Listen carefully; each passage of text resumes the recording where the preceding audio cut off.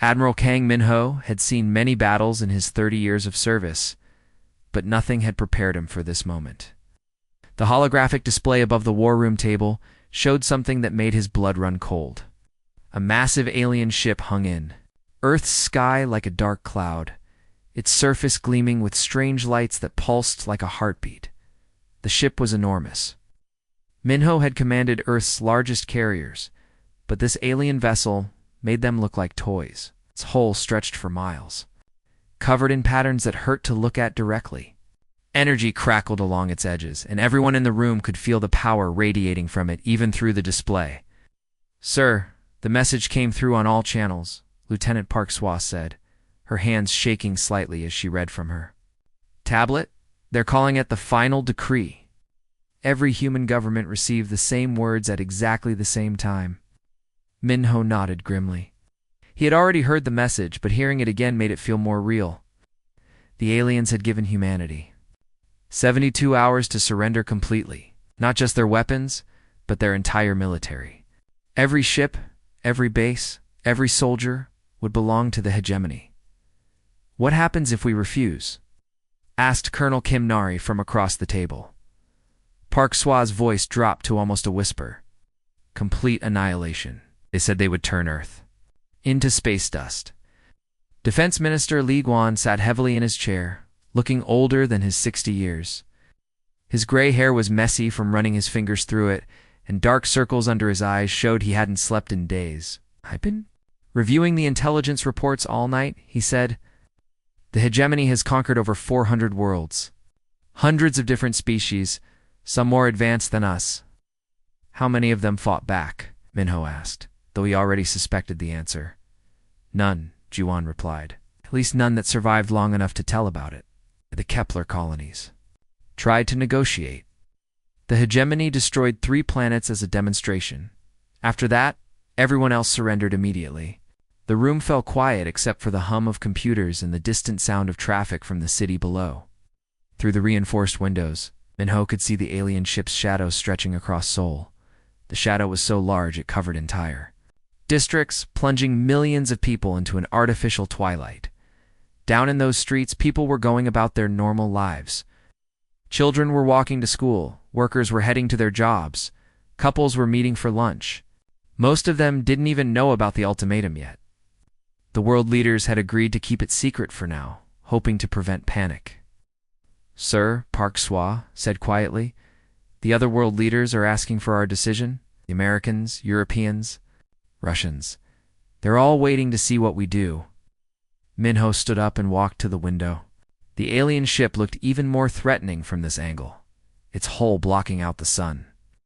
But something inside him rebelled against the idea of surrender. His grandfather had fought in wars, his father had served in the military, and he had spent his entire adult life protecting Earth. "Every species in the galaxy is given up," he said, his voice barely above a whisper. "Every single one chose to live on their knees rather than die on their feet." "Can you blame them?" Guan asked. "Look at that thing. Our best weapons might scratch its paint." Minho turned back to face the room. The other officers were watching him intently, waiting for his recommendation. He knew that whatever he said would influence the decision of every world leader. "Not us," he said quietly, but with complete certainty. "Not yet." The words hung in the air like a challenge thrown at the universe itself. The Global Defense Council Chamber had never seen anything like this before. For 18 straight hours, world leaders, generals, and admirals argued about humanity's fate. Captain Kim Nari stood at her position near the tactical display. Watching the most important debate in human history unfold before her eyes, the room was packed with people from every corner of Earth.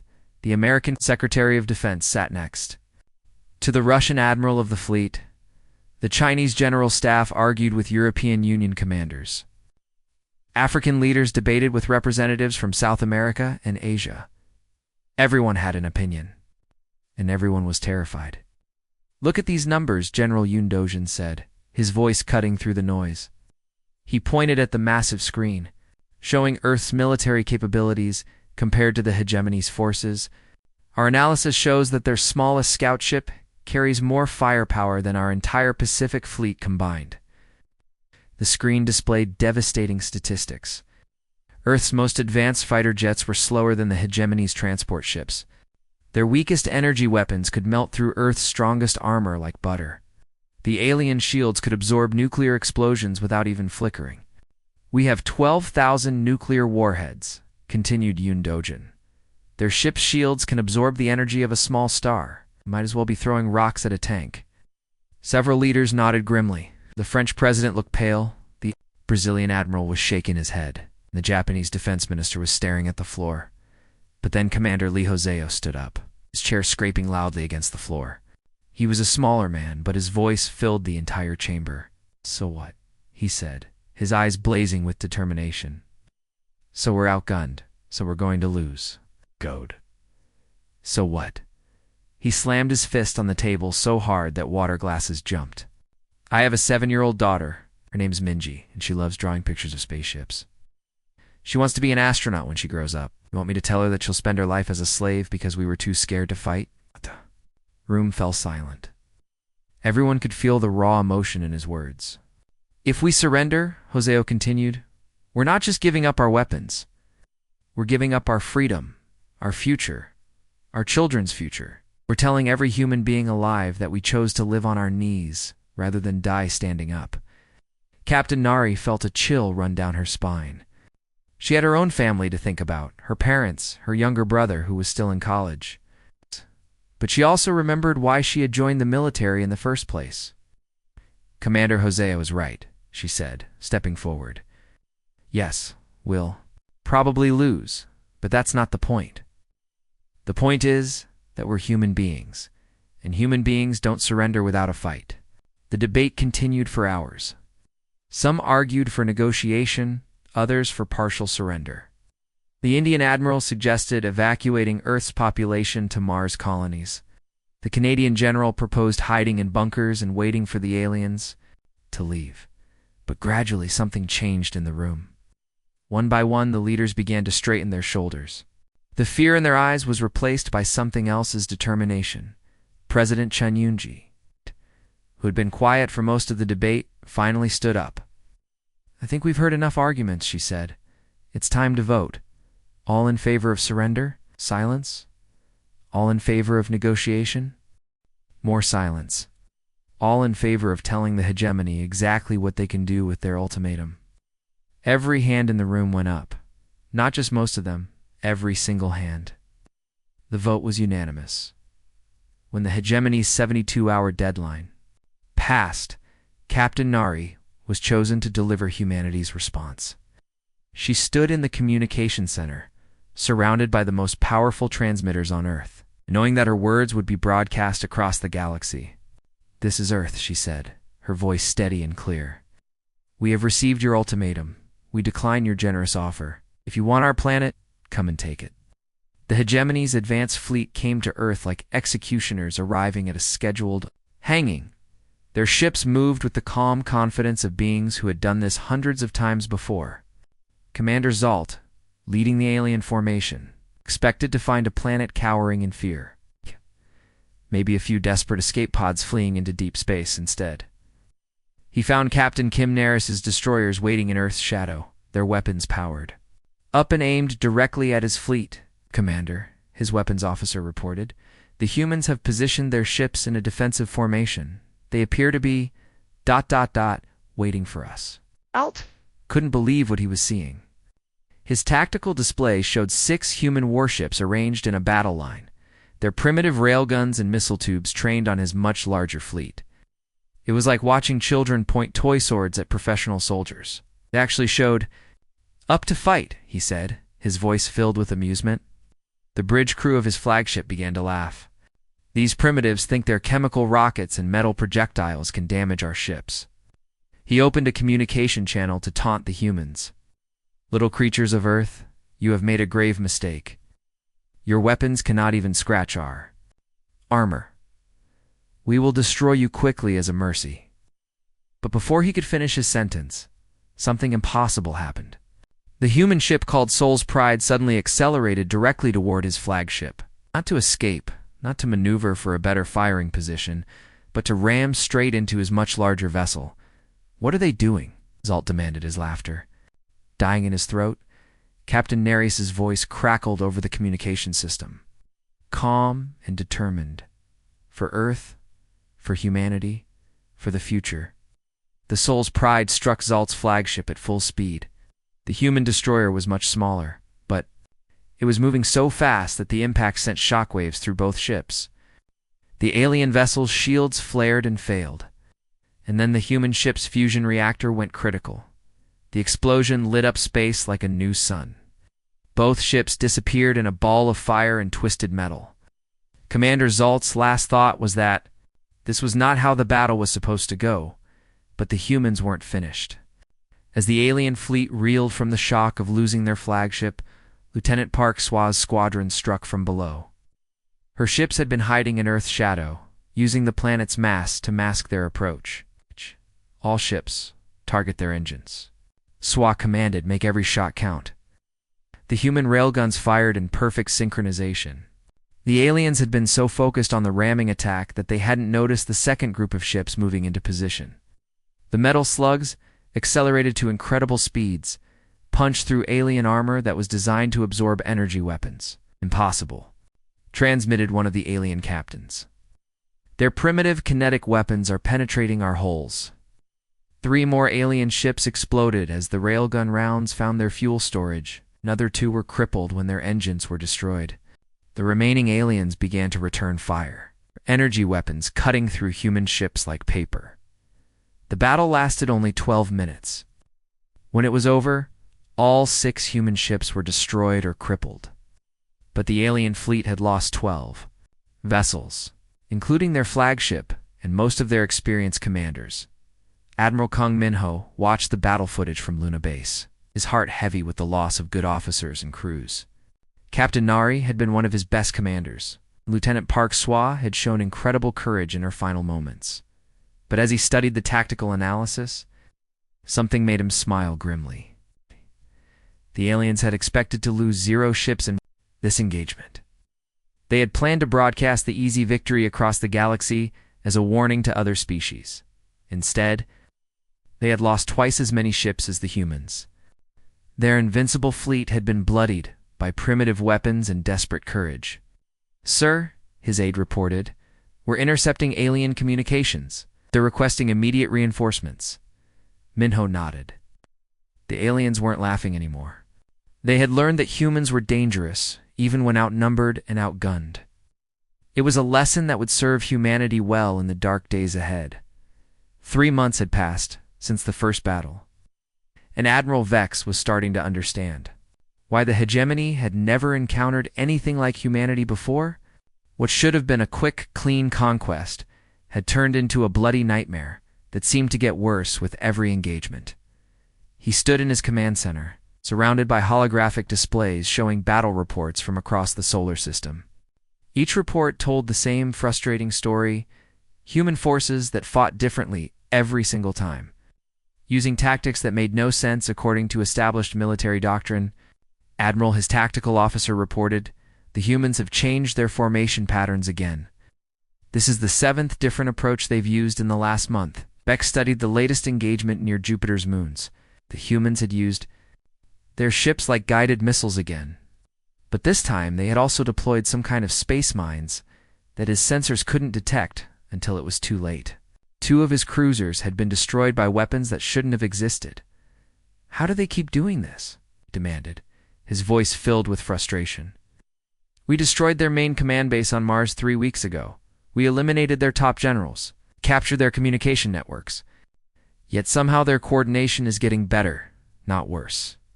His intelligence officer, a methodical being who had analyzed hundreds of conquered species, looked equally baffled. "Sir, it defies all logic. When we destroy the command structure of other species, their resistance collapses within days. But the humans seem to adapt." The word adapt had become a curse in the hegemony fleet. Every time they developed a counter to human tactics, the humans would try something completely different. When the aliens learned to detect human stealth ships, the humans started using decoys.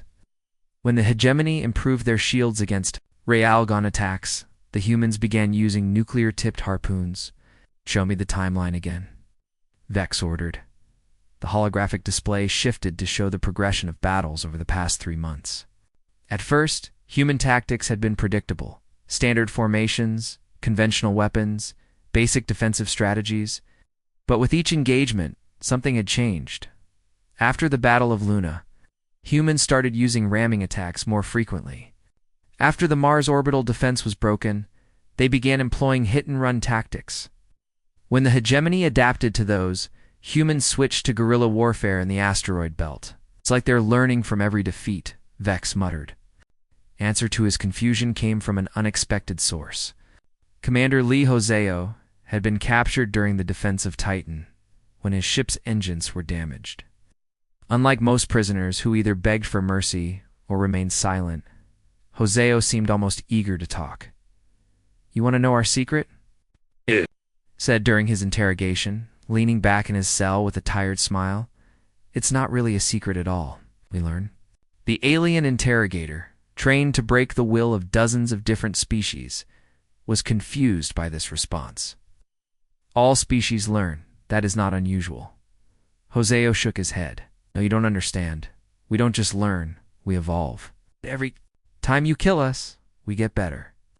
Every time you win a battle, we adapt our tactics. Every time you think you've figured us out, we change the rules." He gestured toward the walls of his cell. "You destroyed our command base on Mars? Good, it was too centralized anyway. Now every ship captain makes their own decisions. You eliminated our top generals? Even better. Now our junior officers are learning to think for themselves instead of following orders blindly." The interrogator was taking careful notes. This was unlike any prisoner they had encountered before. "Your species conquers others by understanding their nature and exploiting their weaknesses," Hoseo continued.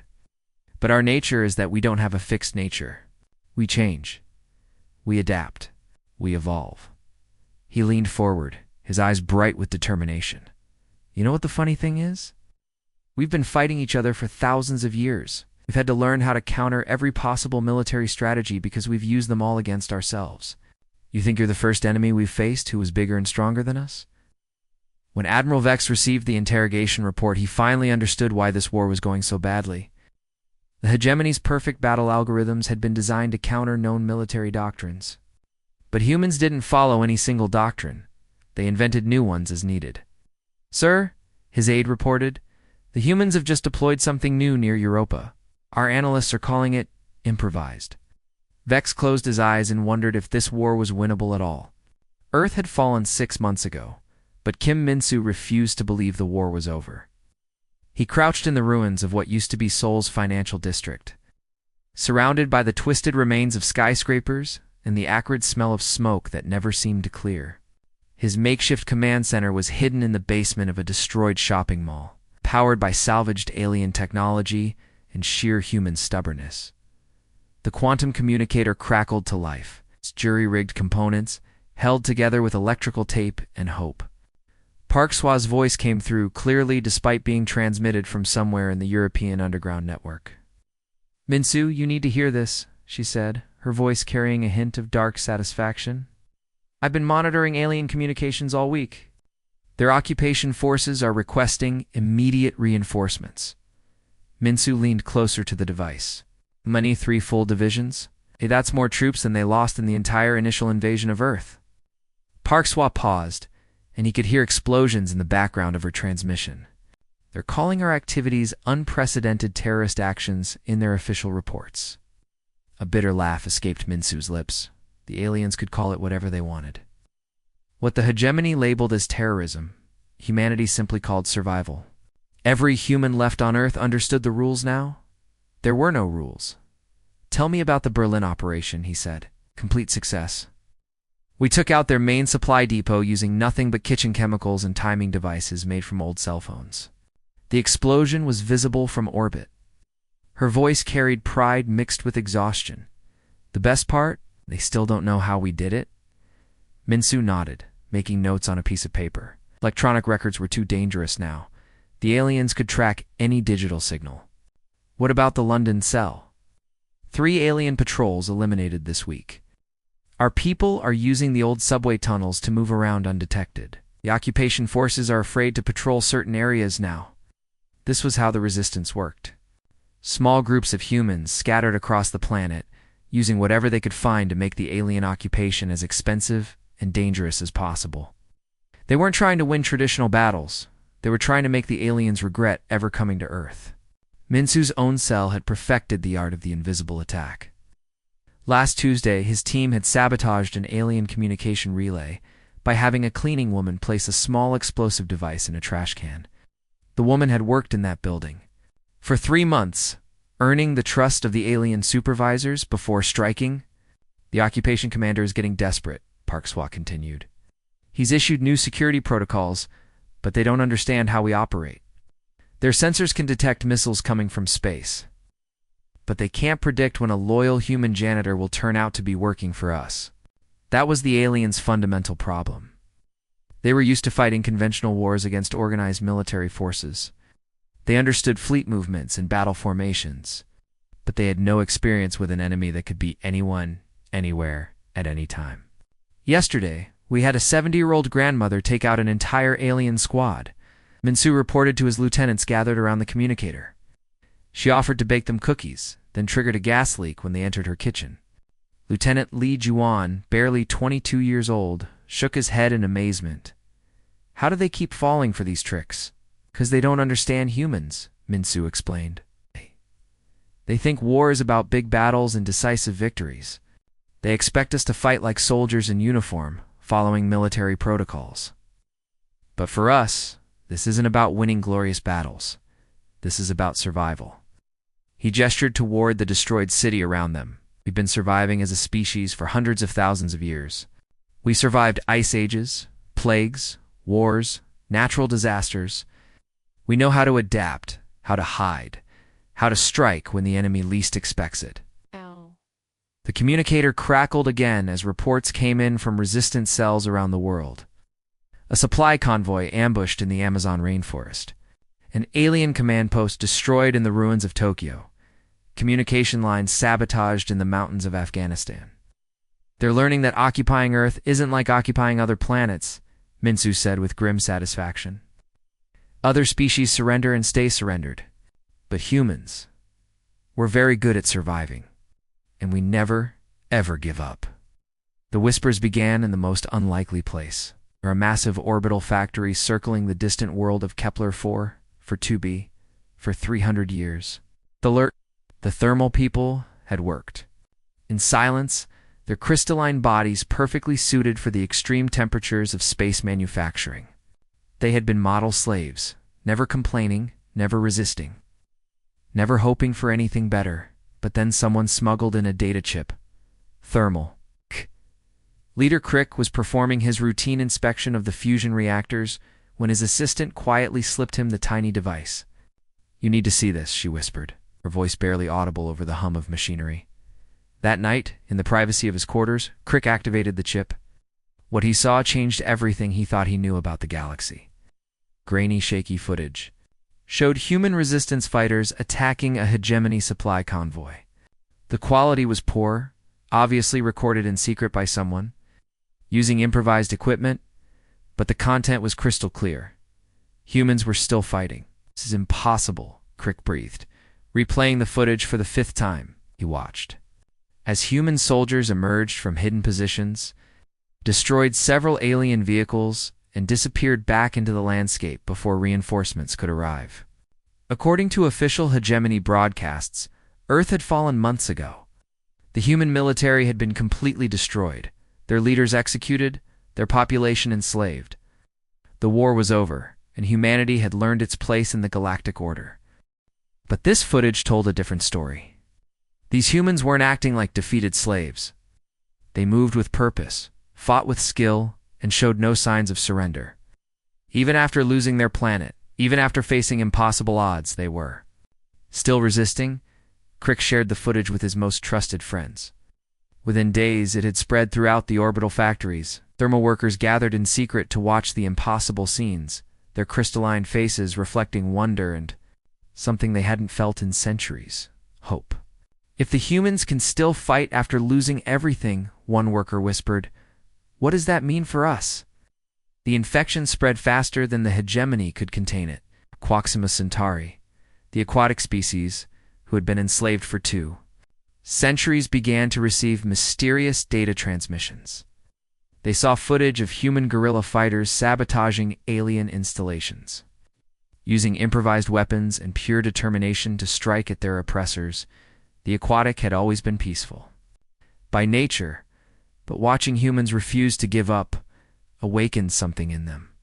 They began small acts of defiance, production quotas mysteriously falling short, equipment breaking down more frequently than usual, supply shipments arriving late due to navigation errors. The hegemony's overseers noticed the decrease in efficiency, but couldn't identify the cause. The aquatic workers appeared as submissive as ever, but somehow their productivity was dropping week by week. On Wolf 359, the crystalline people had been mining rare minerals for the hegemony for over 100 years. They were known for their precision and reliability. Their crystalline bodies could work in environments that would kill most other species. But then they too received the smuggled footage. The crystalline watched in fascination as humans used their own weaknesses as strengths. In one video, human fighters used their small size to hide in spaces too cramped for alien soldiers. In another, they used their short lifespans as motivation to take risks that longer-lived species would never consider. They fight not despite being fragile, observed crystalline worker Zix, but because they are fragile. They know their time is limited, so they make every moment count. Mining equipment began experiencing strange malfunctions. Mysteriously break just before reaching the richest mineral deposits. Transport vehicles would suffer accidents that damaged their cargo. The crystalline apologized profusely for each incident, but the problems kept multiplying. General Yun Dojin was leading a human-resistant cell in the outer asteroid belt when his communication array picked up something extraordinary. A signal was coming from the direction of Kepler 442b, broadcast on an old emergency frequency that the hegemony wouldn't think to monitor. "This is Crick of the Thermal Liberation Front," the message said in broken but understandable English. "We have seen your broadcasts. We know humans still fight. We request alliance with human resistance. Please advise." Dojin stared at the message in amazement. For months, the human resistance had felt alone in the galaxy, fighting a hopeless war against an empire that controlled hundreds of worlds. But now they were discovering that their refusal to surrender was inspiring other species to resist. More messages followed. The aquatic of Proxima Centauri reported successful sabotage operations. The crystalline of Wolf 359 requested tactical advice for disrupting mining operations. Species that had been enslaved for centuries were suddenly remembering what freedom felt like. The hegemony found themselves facing something they had never encountered before: a multi-species rebellion. Inspired by humanity's stubborn refusal to accept defeat, the infection of hope was spreading across the galaxy, and no amount of force seemed able to stop it. Supreme Commander Zeroth had faced the Hegemony Council many times over his long career, but never with news this troubling. He stood in the center of the vast chamber, his silver uniform immaculate, his posture perfect as always. But inside, frustration burned like acid in his veins. The council chamber itself was a monument to order and perfection. Smooth walls curved upward into a dome that displayed the star maps of their empire. Hundreds of worlds, all conquered, all controlled, all peaceful, under hegemony rule. Until now. Supreme Commander Council Prime Zeth said from his elevated throne, "Your reports grow more disturbing each week. Explain to us how a single primitive species is causing this much chaos across our empire." Zareth activated his holographic display, showing battle footage from dozens of engagements. "The humans are unlike any species we have encountered. Every other civilization we have conquered followed predictable patterns. The thermal think logically and systematically. The aquatic value harmony above all else. The crystalline prioritize efficiency and precision." He paused, letting his words sink in. "Humans are different. They are an anomaly." "Explain," demanded Councilmember Vorth, leaning forward in his seat. "Every species in our records achieved global unity before developing space travel," Zeroth continued. "They settled their differences, established single governments, and then reached for the stars as unified civilizations.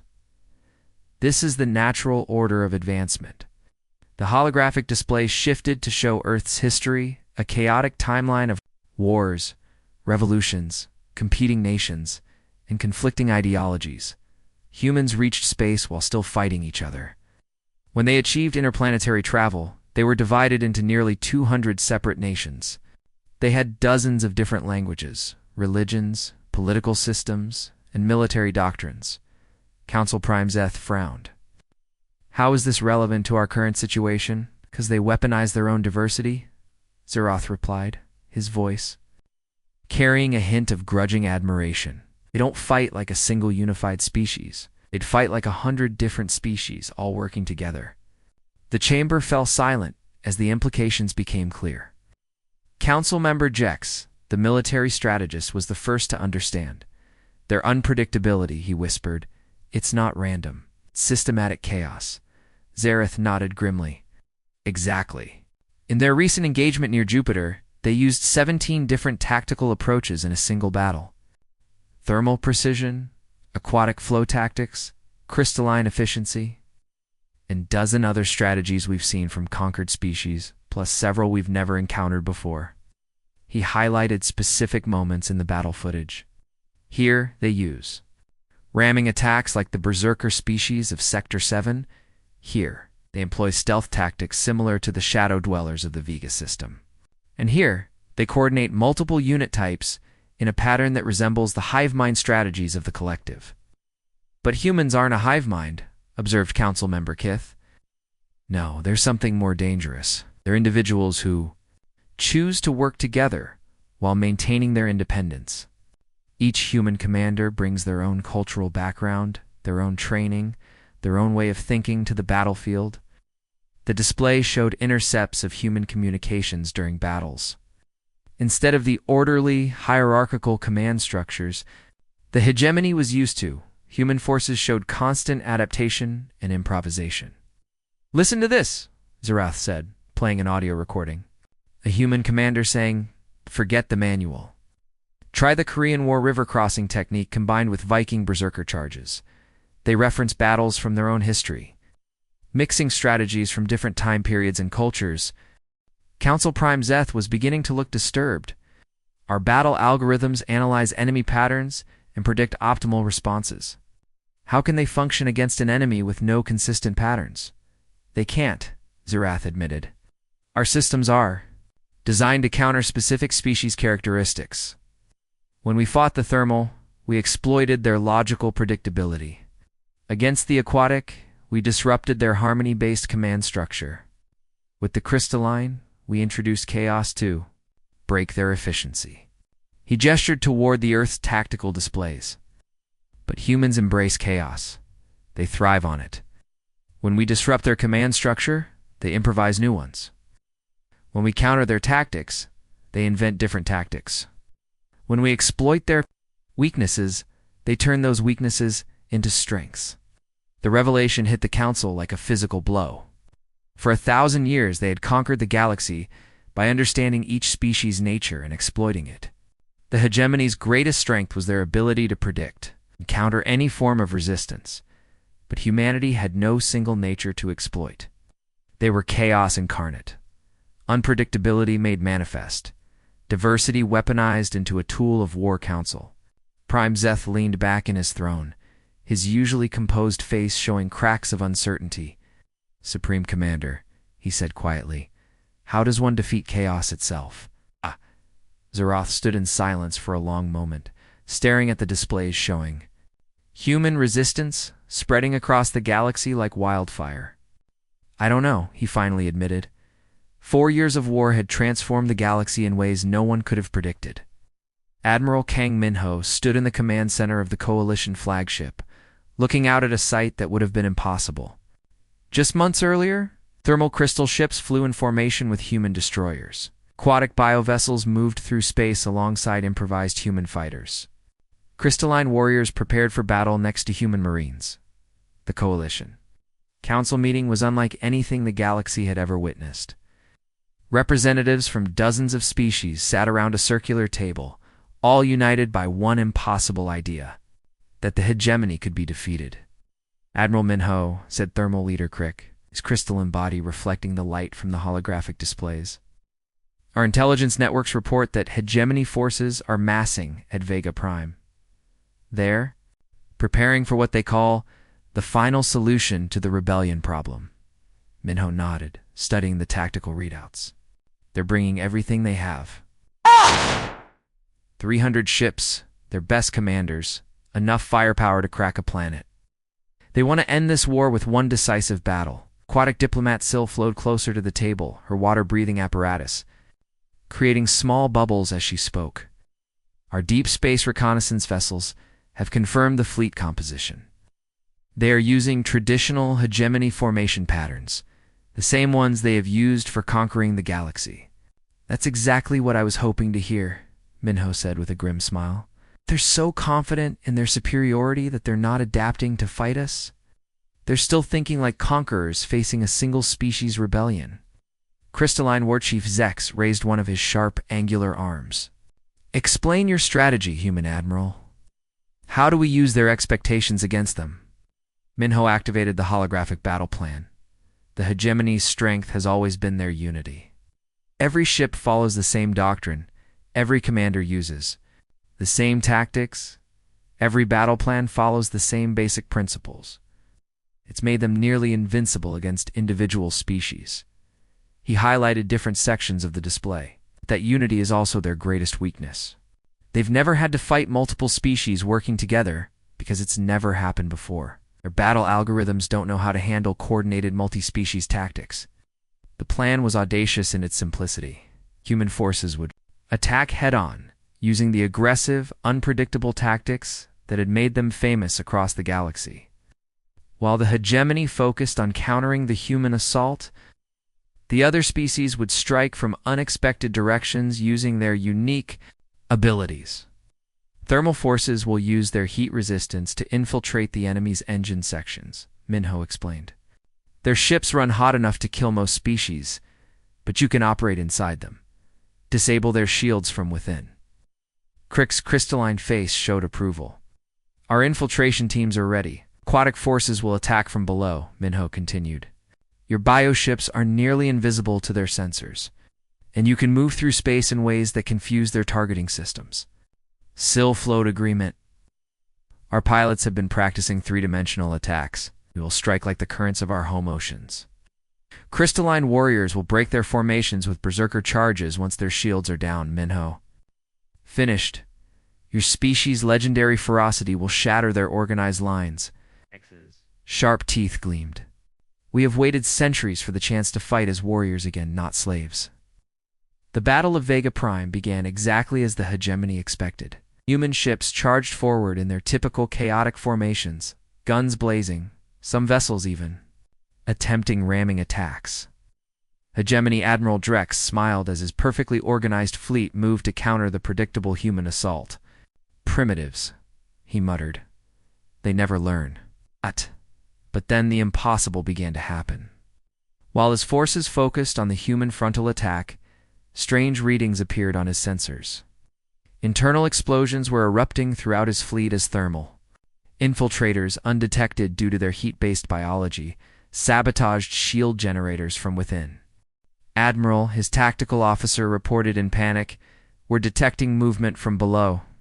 Massive biosignatures, but our sensors can't lock onto them." Aquatic attack vessels evolved for hunting in the deepest ocean trenches, struck from angles that the hegemony's space-based doctrine had never considered. Their attacks flowed like water around the alien formations, striking weak points and disappearing before return fire could be coordinated. And then, their shields down and formations disrupted, the crystalline warriors charged. Their ships moved with a ferocity that the orderly hegemony forces couldn't match, smashing through enemy lines like hammers striking glass. "This is impossible," Admiral Drex transmitted as his flagship systems failed around him. "This level of coordination between different species shouldn't exist. Our historical records show no precedent for multi-species military cooperation." Captain Kim Nari's voice crackled over the communication system. Somehow, she had survived the destruction of her ship at Earth and was now commanding a mixed species. "Squadron, welcome to the human way of war," she replied with dark satisfaction. "We make friends wherever we go, and our friends don't like bullies any more than we do. It's a hegemony fleet designed to counter individual species but not coordinated. Multi-species tactics was systematically destroyed. For the first time in their 1,000-year history, they had faced an enemy they couldn't understand or predict. The age of the coalition had begun. The end came not with a bang, but with a whimper. The mighty hegemony, which had ruled the galaxy for over 1,000 years, didn't fall in a climactic final battle. Instead, it simply collapsed under the weight of its own inability to adapt. Admiral Kung Minho stood in what used to be the hegemony's supreme command center, watching as their perfect order crumbled around them. The massive holographic displays that once showed their iron grip on hundreds of worlds now flickered with reports of rebellion, desertion, and chaos spreading across their empire. "Sir," reported Lieutenant Park Swa, "we're receiving surrender requests from 17 more hegemony sectors. Their local commanders are abandoning their posts and requesting asylum with the coalition." The systematic collapse had been inevitable once the multi-species rebellion proved that the hegemony could be beaten. Their entire system was built on the belief that they were invincible, that resistance was futile, that their way was the only way. When that belief shattered, everything else followed. What happens now? The voice belonged to former Council Prime Zeth, who had once ruled over countless worlds but now stood as just another refugee seeking protection. His perfect uniform was wrinkled, his posture defeated. "Our empire is gone. Our way of life is destroyed. What becomes of us?" Minho turned to look at the fallen leader. There was no triumph in his expression, only tired determination. "Now we build something better," he said quietly. "Something that celebrates differences instead of trying to erase them." The first Galactic Coalition Assembly was held 6 months later, and it was unlike anything the galaxy had ever seen. Representatives from dozens of species gathered in a converted space station, each bringing their own languages, customs, and ways of thinking. It was chaos from the very beginning. The thermal delegates insisted on keeping the meeting rooms at temperatures that made other species uncomfortable. The aquatic representatives needed special flooding chambers to participate. The crystalline warriors kept challenging each other to honor duels. During diplomatic discussions, trade negotiations erupted into shouting matches when different species couldn't agree on basic concepts of value and exchange. Cultural misunderstandings led to diplomatic incidents almost daily. Simple questions like when should meetings start became heated debates because each species had different concepts of time. "This is a disaster," muttered Captain Kim Nari, watching as yet another session devolved into multilingual arguments. "How can we govern anything when we can't even agree on meeting procedures?" But Minho saw something different. Yes, it was messy. Yes, it was chaotic. Yes, it was frequently dysfunctional. But it was also alive in a way that the hegemony's perfect order had never been. "Look closer," he told Neri, pointing to a corner.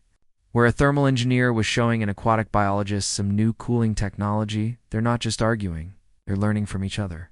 Indeed, beneath all the chaos, something remarkable was happening. Species that had never been allowed to interact were discovering that their differences could be strengths when combined properly.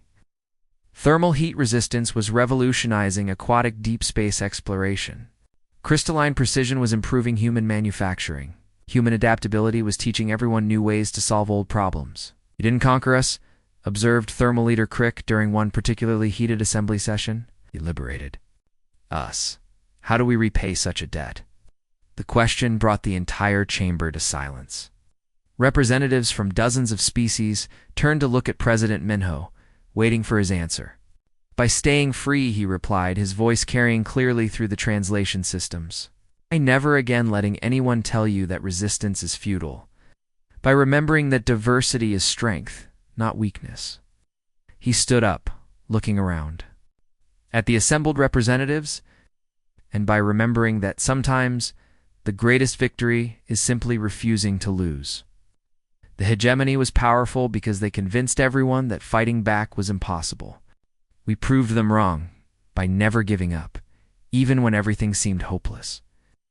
The chamber erupted in a dozen different forms of applause: crystalline chiming, thermal humming, aquatic flowing sounds, and human clapping, all mixing together in a symphony of celebration.